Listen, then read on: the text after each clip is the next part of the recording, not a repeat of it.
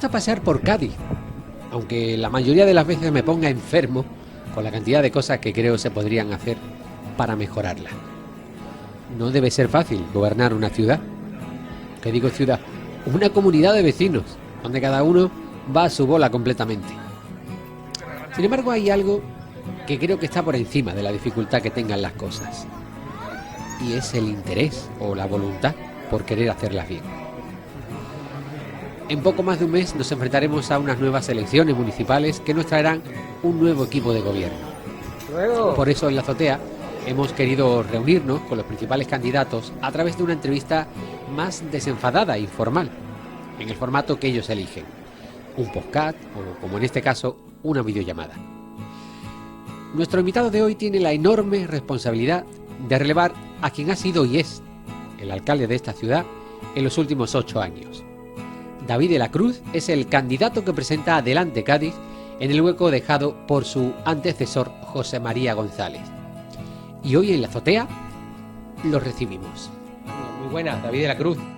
Muy buena, Manuel, encantado de estar aquí contigo. Muchas gracias por invitarme. David, que lleva un periodista a presentarse, a ser el candidato de un partido político, en este caso como Adelante Cádiz. Pues lo llevan principalmente sus compañeros y sus compañeras, Manuel. Yo creo que ha sido el factor principal. Yo entiendo el periodismo, entiendo la vida, entiendo la militancia y entiendo todos los espacios en los que me toca estar como una forma de militancia, una forma de estar en la vida y una forma de posicionarse, ¿no? No creo en que David de la Cruz sea, por una parte, periodista, por otra parte, político, por otra parte, yo creo que todo está relacionado, ¿no? Todo es un conjunto. Yo soy periodista, me siento periodista, soy escritor, me siento escritor, me gusta mucho escribir y es verdad que también soy militante, ¿no? También soy militante de un proyecto político que se llama Adelante Andalucía. Llevo también militando toda mi vida, desde pequeño en la JO, en las Juventudes Obreras, tomando partido y en este momento, en este contexto, los compañeros y compañeras pues decidieron, creyeron, consideraron y me comunicaron y me trasladaron que creían que debía ser yo la persona que diera un pasito al frente, que estuviera en primera línea y que fuera el candidato a la alcaldía, ¿no? Y cambiara el rol que estaba haciendo, porque es verdad que yo política siempre he hecho, yo creo que todo es político, ¿no? Lo personal es político y hasta comprar el pan, hasta donde decides comprar el pan, hasta tu forma de vida es algo eminentemente político, ¿no? Y entonces, pues yo lo medité muchísimo porque era un giro bastante grande, era un cambio bastante grande. Lo asumí con mucha responsabilidad, con vértigo, con miedo, con todos los sentimientos que una persona debe tener cuando está ante una responsabilidad así, cuando es algo tan tremendo lo que le viene encima, ¿no? En lo individual y en lo colectivo. Yo creo que quien no lo haga, pues es un poco insensato, ¿no? Y di el paso porque creo en la gente que compone el proyecto, porque creo en el proyecto político y porque creo que lo colectivo está por encima de lo individual, ¿no? El Adelante Andalucía, ese proyecto político, la gente está por encima del yo periodista, ¿no? Oye, oiga, se ha hablado mucho de esa duda que asaltó un buen día a José María por aquello del momento sobre su candidatura. ¿Aquello fue puro trámite o realmente le asaltó esa duda? Él siempre tuvo claro que iba a cumplir su palabra, ¿no? Es verdad que la gente, que nosotros mismos le preguntamos, le pedimos, le dijimos que se lo replanteara, pero él tenía claro que iba a cumplir con su mandato y yo creo que es lo más ético y lo más honesto, ¿no? Que poquito común en la política cumplir la palabra, ¿no? Y el legado que nos deja, ¿no? A quienes venimos. Yo puedo decir que vengo de un proyecto político donde se cumple la palabra. Fíjate qué cosa más importante. Lo que pasa que es verdad que también había un componente táctico y estratégico. Tú imagínate 4 años especulando sobre quién iba a sustituir a Kishi en una pandemia, un contexto de pandemia, que lo importante era en ese momento el bien común. Y era una forma de aplacar un poquito eso y poder centrarnos en todo lo mucho que quedaba por hacer, ¿no? Y todo lo mucho que hemos estado haciendo. Fue un poco estrategia. Sí, fue un poco estrategia, Él ha tenido claro siempre que iba a cumplir con los 8 años, además que es algo que hemos hecho, ¿no? También lo ha hecho Teresa Rodríguez, lo ha hecho José María González, lo ha hecho hoy la compañera Eva Tubío, Es decir, que va nuestro ADN, cumplir con la palabra y estar en la política de forma temporal, vamos, es algo a lo que yo me comprometo también. Yo creo que los cargos públicos no deben estar más de 8 años y debe tener también una limitación salarial, ¿no? Seguir viviendo como vivía antes de entrar en política y seguir viviendo como la gente. O sea, usted también estaría 8 años. Por supuesto, yo estaría 8 años y seguiría cobrando lo mismo que cobro en el gabinete de prensa del Ayuntamiento de Cádiz. Yo cobro actualmente 2.099, 2.100 euros al mes, pero tengo una limitación salarial por ser militante de anticapitalista de 1.980 euros y yo lo seguiría cumpliendo porque creo que es fundamental que la política sea un servicio social, no un vehículo para un ascensor social ni una forma de vivir mejor o una forma de beneficiarse de ese servicio social, ¿no?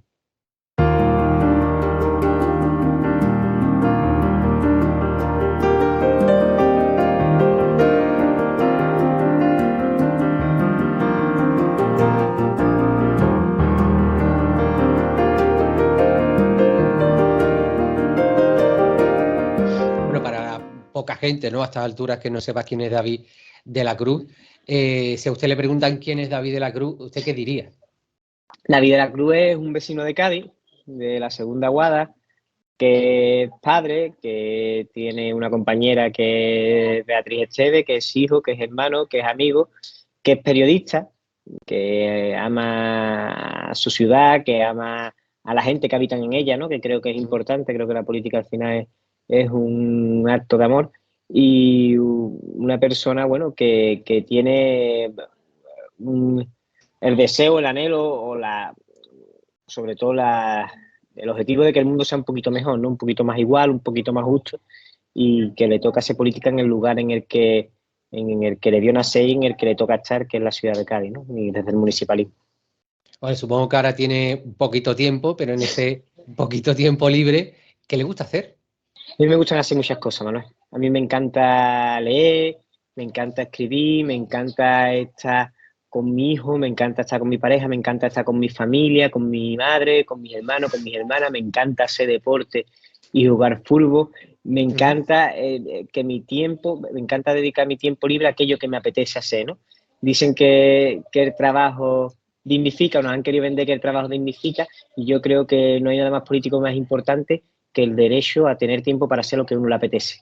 Que yo creo que no hay días menos dignos, creo que no hay día menos digno que aquello que me levanta antes de que se despierta mi niño y cuando llega a mi casa ya está acostado. Esos días me siento muy poco realizado, muy poco digno. Entonces yo creo que es importante reivindicar eso. Es importante reivindicar las cosas que nos gusta hacer, más allá del trabajo, y el derecho a poder hacerlo. A mí me encanta leer y yo quiero tener más tiempo para leer, quiero que la gente tenga más tiempo para leer. Me encanta escribir, quiero que la gente tenga más tiempo para escribir, si le gusta escribir, para tomarse una caña, si le gusta tomarse una caña. El derecho a la pereza, ¿no? Que escribió el Primo de Marzo. Vivir. Exactamente. ¿Y cuánta gente le han dicho, David, ¿para qué te metes nada? Eso me lo ha dicho mucha gente, empezando por mi madre, mi padre, ¿no? Antes de que falleciera. Yo me acuerdo que antes de fallecer le dijo a mi madre, dile al niño que no se meta en política. Lo que pasa es que al final también está en política, es también por ello, ¿no? Es por la gente que no pudo hacerla cuando se constituyó la sociedad y cuando se construyó el mundo en el que estamos, ¿no? Es también una obligación por ello y por ella. Me lo ha dicho mucha gente y sobre todo la gente que me quiere. La gente que me quiere porque saben el sacrificio personal que esto conlleva. Saben que yo tampoco soy una persona a la que le guste mucho ni figurar ni el protagonismo. Entonces, ni tengo una ansia de poder. Entonces, es verdad que la gente que me lo quiere me lo ha dicho mucho, Manuel. Pero creo en lo que hago. Bueno, sé que ha rechazado varias veces las comparaciones con José María, que además a mí me parecen todas las comparaciones odiosas, pero supongo que es consciente de que coge las riendas de un partido con el evidente desgaste de 8 años de gobierno. ¿Cómo afronta usted eso? Pues mira, yo creo que el desgaste va asociado a quien gobierna, ¿no? Pero también va asociado todos los logros y todos los derechos que se han conquistado y que no son pocos. Yo creo que Cádiz hoy es una ciudad mejor que 8 años. Estoy convencido de ello. Se han conquistado derechos, es una ciudad más inclusiva, es una ciudad donde no se producen tantos desahucios, es una ciudad que abraza a Latinoamérica ahora mismo, ¿no? Con el Congreso de la Lengua, con la CDP, es una ciudad de pan y rosa. Yo creo que Cádiz es una ciudad mejor. Entonces, el desgaste de quien gobierne, evidentemente, es un factor que pesa, pero también es muy bonita la herencia que recojo y el camino que me abrieron los compañeros, las compañeras y que me abrieron José María González hace 8 años, ¿no? Por tanto, lo comí por lo servido.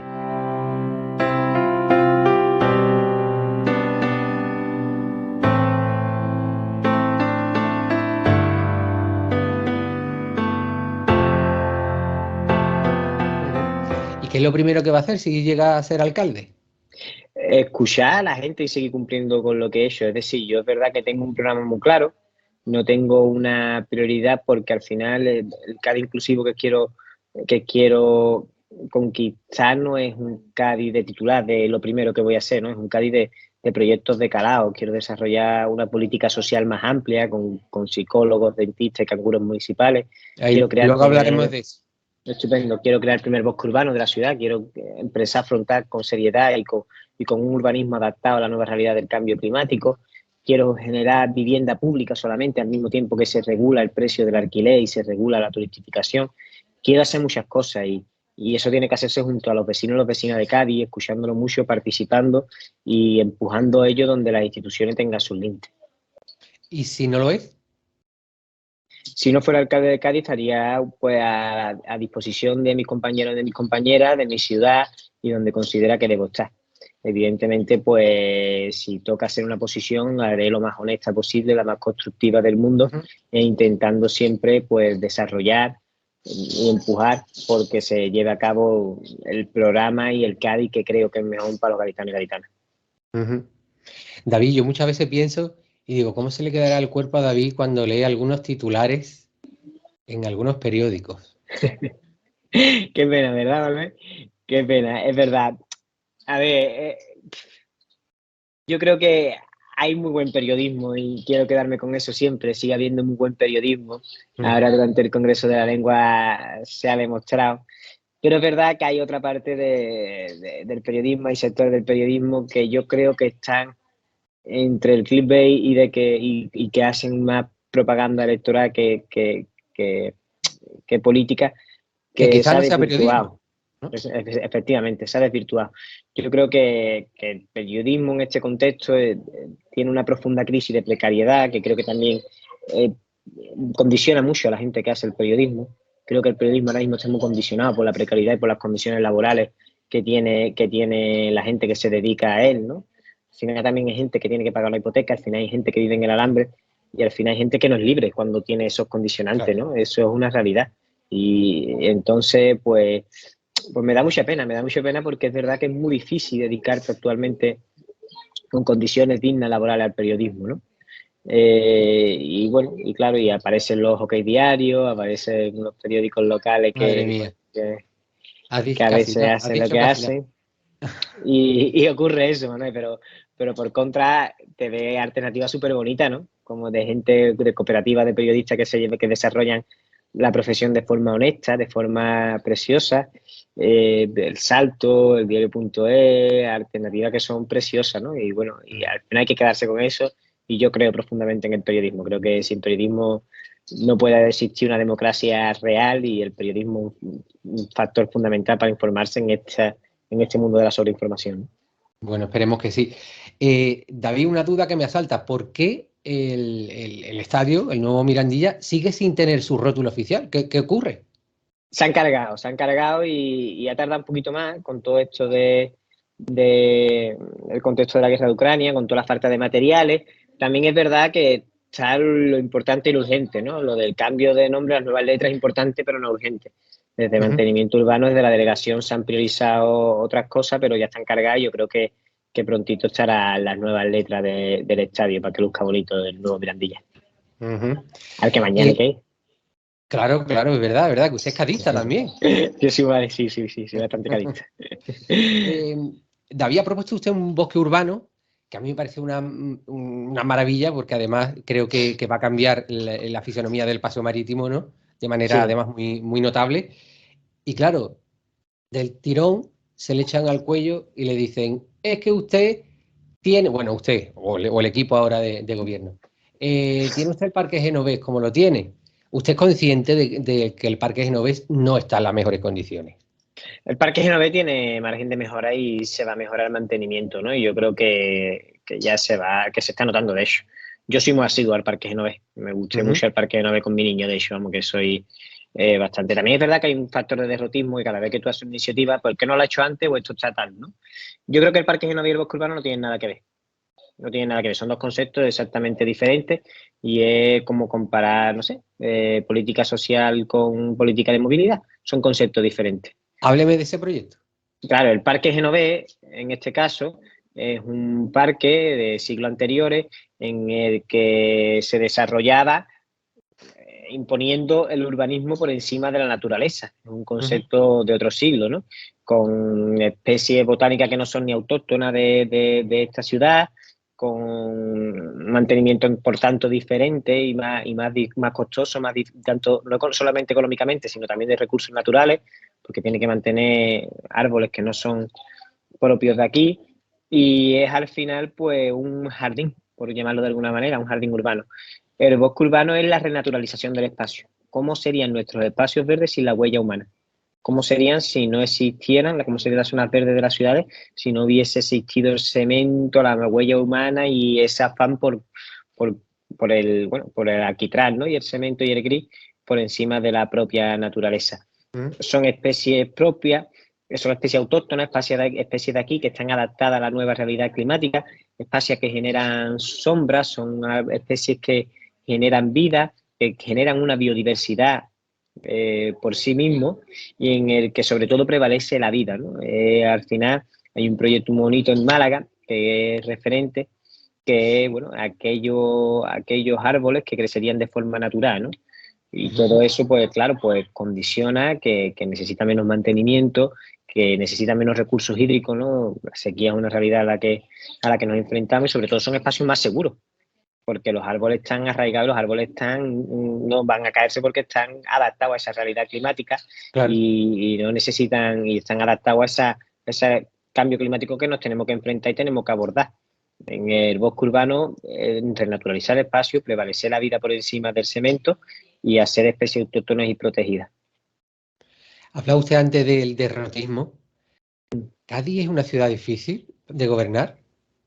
Yo creo que todas las ciudades son difíciles de gobernar, ¿no? No creo que Cádiz sea especial. Cádiz, es verdad, de más que derrotista, es una ciudad viva. Y las ciudades vivas, pues, son ciudades críticas, son ciudades exigentes y son ciudades también con un tejido muy bonito, ¿no? Con vecinos y vecinas que se preocupan por su ciudad y que se preocupan por el bienestar de Cádiz, ¿no? Entonces, claro, eso hace más complicado, ¿no? Y yo lo prefiero así antes que una ciudad de pasotismo, ¿no?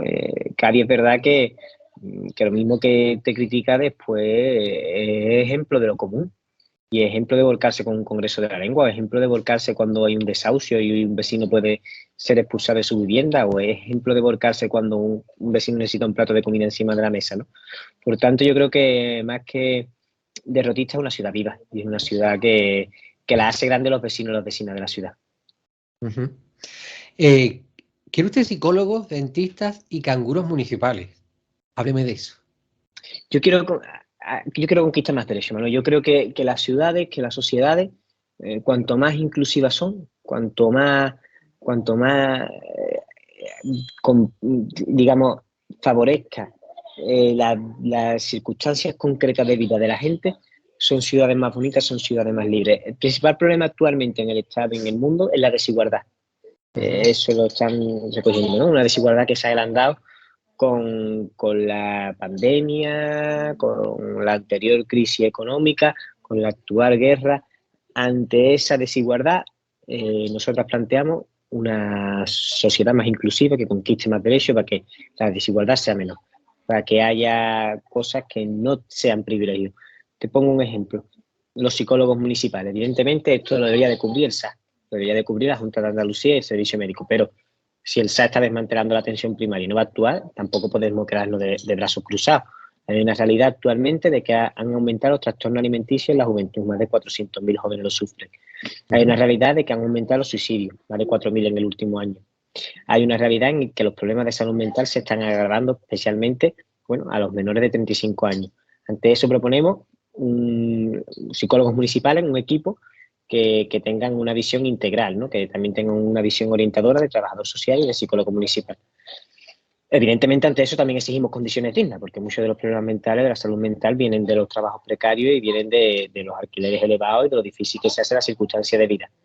Pero nosotros ofrecemos ese servicio, hemos desarrollado un pliego y la gente no puede no ir al psicólogo porque no tenga dinero. Claro. El psicólogo no puede ser un privilegio, el psicólogo no puede ser actualmente un servicio que solo acude a aquellos que se lo pueden permitir, ¿no? Que es lo que es. Yo conozco amigos, gente cercana que no va al psicólogo porque no puede permitírselo. Por tanto, tenemos que facilitar esa realidad. Y a un simple dentista, ¿no? Y un simple dentista pasa exactamente igual. Con el dentista salía que había un 10% de la gente que nunca había ido al dentista era porque no podían permitírselo económicamente. Tú imagínate, ¿no? Que te duela una muela y no podéis. Claro. Y el SAS, el servicio actual, solamente cubre lo básico. Además, la salud bucodental está también relacionada con la salud mental, porque hay muchos estigmas sociales, porque genera desconfianza en no poder sonreír por complejo y porque en muchas ocasiones una picadura de una muela no solamente queda en una picadura de la muela, ¿no? Está conectado y puede derivar en otro tipo de enfermedades y otro tipo de circunstancias. Sí, eso es lo segundo. Y por tercero, los canguros municipales. Hay una realidad que yo, que soy padre, lo sé, y es que actualmente es imposible la crianza si tú no tienes una red familiar. Yo sin mi madre, sin la abuela de mis niños, no podría criar a mis niños. Las abuelas y los abuelos tienen un peso social actualmente y una red. Efectivamente, vamos, que si no fuera por ello sería imposible.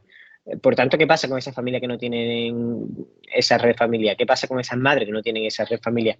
Pues nosotros proponemos un servicio de canguros municipales, es decir, ampliar el servicio y que hasta los fines de semana, las noches cuando tengan que trabajar y en muchas más horas y muchos más contextos, puedan tener la tranquilidad de que puedes dejar a tu niño y tú puedes ejercer tu vida y puedas conciliar sin necesidad o sin obligación de esa red familiar. Facilitar un poquito la vida, ¿no? Que creo que es el principal problema al que se enfrentan los jóvenes de mi edad en este contexto, que quieren tener un proyecto familiar.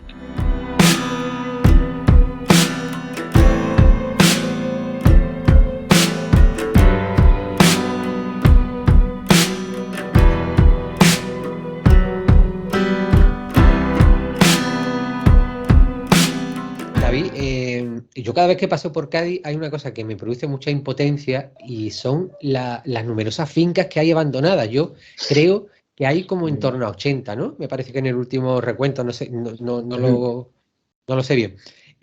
No se puede hacer nada con eso. Porque es que en el Pópulo, por ejemplo, el otro día estuvimos en el Pópulo y hay como 3 seguidas. Es que es terrible. Sí, de hecho vamos a presentar un proyecto pronto para intentar recuperar ese tipo de fincas. Porque es verdad que en Cádiz hay un problema principal, hay un problema de vivienda, hay un problema sobre todo de falta de vivienda accesible, hay una especulación brutal con la vivienda. Entonces apostamos por la construcción de vivienda pública nueva, porque también un envejecimiento, pero también con la recuperación de fincas. Se ha hecho un estudio para saber cuáles son esas fincas desde la Consejería de Vivienda, la compañera Batubío, y vamos a desarrollar un plan para recuperarla porque creo que es fundamental. Una ciudad con un espacio tan reducido, una ciudad con un problema, con tan poca vivienda y con la necesidad de vivienda pública, necesita recuperarla, ¿no? En la que sea de las administraciones públicas, pues será más sencillo. Las que sean de las administraciones de la propiedad privada, pues deberíamos de tener mecanismos para poder hacer algo. Yo creo que eso es fundamental. Yo creo que deberíamos de tener mecanismos como se han desarrollado en otras comunidades autónomas, como se han desarrollado en otros países, y eso quien tiene las competencias de vivienda, en este caso el Estado y la Junta de Andalucía lo hace, para poder tú obligar a que la vivienda se ponga a disposición de los vecinos y las vecinas, porque tú no puedes tener una vivienda vacía mientras que haya gente que no pueda acceder a una. Es una barbaridad para especular y para subir el precio. Y hay muchos fondos buitres, muchos propietarios privados que hacen eso, y eso no se puede permitir. David, es usted beduino. Soy beduino. Es usted beduino. Vivo ahora en el centro de alquiler con mi pareja y con mi niño, y vivo en el centro de alquiler, pero soy beduino, de segunda guarda. No sé si usted ha visitado, supongo que sí, que sobre todo ahora, ¿no? En que estáis volcados en transmitir a la ciudadanía de vuestros proyectos. No sé si ha visitado San Severiano, el barrio de San Severiano, ¿vamos a tener de una buena vez por todas el Portillo? Sí, sí. O sea, sin lugar a dudas, ¿eh? Ya se ha hecho, se ha empezado con la estructura de coste, se ha hecho el primer estudio y ya sí hay dinero para acometer la obra del Portillo. Ten en cuenta que tiraron el Portillo en plena... Yo eché los dientes en el Portillo, ¿no? Yo eché los dientes en el Portillo. Yo es que he visto allí el Virgili, he jugado allí infinidad de finales de municipales, infinidad de partidos, he entrenado 1.000.000 de veces y yo me acuerdo de que echaba las tardes de los sábados en el Portillo entera, ya fuera jugando, viendo y claro, el Portillo es algo que además es algo que siento en mi infancia, ¿no? Que tengo identificado con mi infancia. Tiraron el Portillo sin necesidad de tirarlo, en plena especulación inmobiliaria, en pleno ladrillazo, lo tiraron.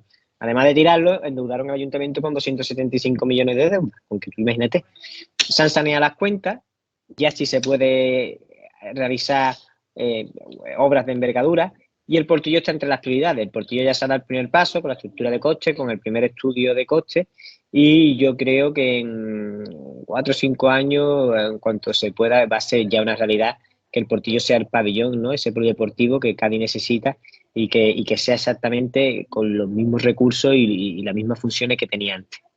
Claro, yo se lo digo porque, bueno, ya hablando en primera persona, yo soy de San Severiano, de aquella zona, y es realmente triste, ¿no? Pasear por allí y ver, como por ejemplo el terreno de la Ciudad de la Justicia, donde iba a ir, está totalmente abandonado, el Portillo igual, entonces... La institución provincial también, que la cerraron, ahí el colegio. está, desapareció también, es que es Nosotros horrible. vamos a permitir, sí, nosotros hemos planteado dos cosas. Primero, la construcción del Portillo, que es innegociable, ahí va el pabellón Portillo y eso yo creo que muy prontito va a ser realidad, ya la podemos ejecutar la obra, ya la podemos desarrollar, ya podemos elaborarla y además va a ser una prioridad política, ¿no? Igual que el Teatro del Parque Museo del Carnaval Portillo. Eso va a ser lo primero que se desarrolle, van a ser los primeros proyectos que se pongan en marcha. Y por otro lado, vamos a hacer una modificación del PEGO, vamos a exigir el terreno de Tolosa Lautur, que es de la Junta de Andalucía y que no va a construir la Ciudad de la Justicia, y ahí vamos a apostar por la vivienda pública. Creo que es un espacio para que se desarrolle vivienda pública. Es que hay que haber un barrio. Pública, exactamente, con lo que conlleva vivienda pública, o sea, no vivienda protegida ni vivienda de libre mercado, vivienda pública, para que en el régimen de alquiler social, para que los gaditanos y las gaditanas puedan vivir en su ciudad y puedan vivir en su barrio. Soterramiento de Canalejas. Otro soterramiento, madre mía. Oye, ¿eso significa que el subterráneo, el aparcamiento subterráneo se pierde o no? ¿O cómo va? Pueden convivir, habrá que hacer estudios. Pueden convivir, pero evidentemente hay una prioridad urbanística de proyecto y de ciudad que es la inclusión del muelle en Cádiz. Yo creo que esa operación urbanística, que es verdad que se está alargando demasiado, que se está demorando demasiado, es la operación más importante del próximo siglo, si me apuras. Y entonces tenemos que ser conscientes de que esa inclusión no empieza en el muelle, esa inclusión empieza en la propia ciudad. Y para prepararlo, pues tú tienes que intentar eliminar todas las barreras arquitectónicas, todo aquello que separe de lo que va a ser la mayor extensión de la ciudad y la propia ciudad. Hemos empezado con la peatonalización de la Plaza España y ahora lo bonito es desarrollar ese soterramiento, como se va a estar estudiando también en Málaga, en otras ciudades. En Málaga se va a desarrollar también y se va a llevar a cabo para que la ciudad y el muelle se encuentren y no existe ninguna barrera ni nada que los divida, ¿no? Y generar espacios amables, espacios amplios, espacios de convivencia y se genere y se produzca una verdadera inclusión del muelle en la ciudad de Cádiz. Creo que es fundamental. Qué bueno. Oye, si gana usted de alcalde, ¿lo vamos a perder de periodista y de escritor? De periodista, es verdad que yo me sigo dedicando a la comunicación, pero el periodismo, desde Cádiz Directo hace, 6 añitos así no lo ejerzo, pero voy a volver al periodismo. O sea, no se va a perder porque yo voy a volver al periodismo. Yo tengo muy claro que lo que me gusta, me apasiona, mi vocación y para lo que me he formado y lo que soy es periodista y es escritor. Por tanto, es a donde voy a volver cuando deje la política institucional. Así que no se va a perder. Puede escribir una novela de lo que va a vivir durante el tiempo que manda. Mientras que esté en el gobierno, evidentemente, mientras sea alcalde, ya sigue escribiendo. escribiendo mi discurso, escribiendo texto, escribiendo historia, porque también es una forma de conectarme conmigo mismo. Me gusta mucho escribir y creo que es importante y también es una forma de reflexionar, ¿no? De hecho, ahora mismo, en esta campaña estoy escribiendo los diarios de barrio. Es decir, cada uno de los barrios que visito, pues escribo sobre su historia, sobre lo que es y sobre lo que quieren ser, ¿no? Y sobre la experiencia que yo tengo sobre ese barrio.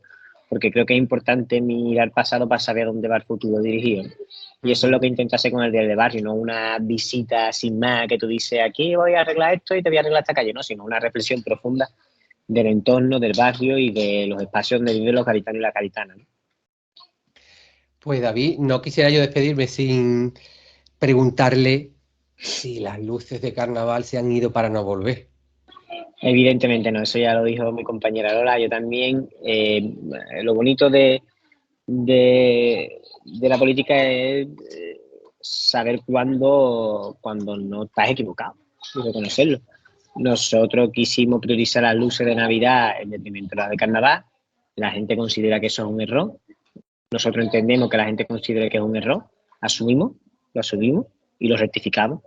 Habrá luces de Carnaval y yo creo que debería de ir acompañado incluso de sornos de los artesanos. Creo que hay una cosa común que tenemos, una cosa propia, una cosa identitaria, que son nuestros artesanos del carnaval, y creo que sería bonito recuperar esos esornos para que adornen también las calles de Cádiz durante el carnaval, ¿no?